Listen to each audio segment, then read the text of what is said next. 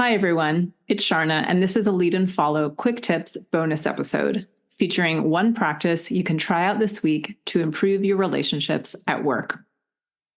Your Lead and Follow coaching tip for today is take turns. One summer, I attended a large afternoon barbecue, and a person I just met walked over and asked me about my work. Perfectly normal question, right?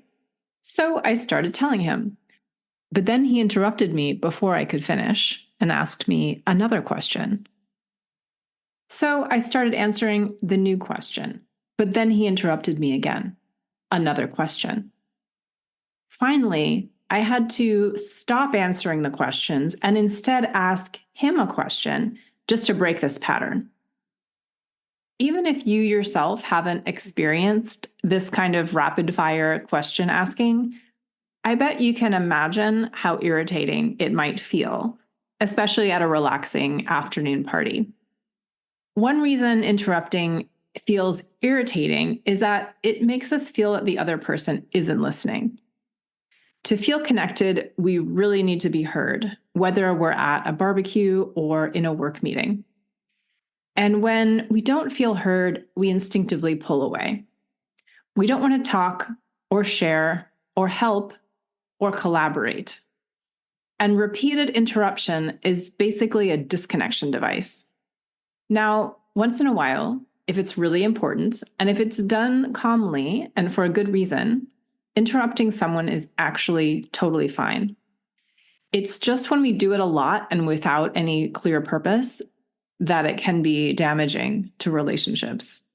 So, as a proactive measure, this habit of taking turns when you're speaking with others can improve your relationships by preventing interruption and increasing the chances that the people around you feel heard and are comfortable and willing to connect with you.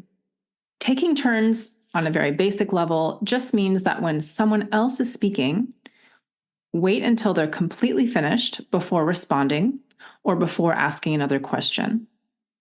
If for some reason you do need to interrupt, acknowledge that you're interrupting by saying something simple like, "Forgive me for interrupting, but the wedding cake is being served right now. Let's go have some." Or even, "I'm sorry to interrupt, but I have another meeting at the top of the hour. Thanks so much for your time." This preserves the connection you have with that person because it reinforces the fact that you are, in fact, listening. If you aren't sure if the person you're speaking with is finished, you can ask, "Are you finished?"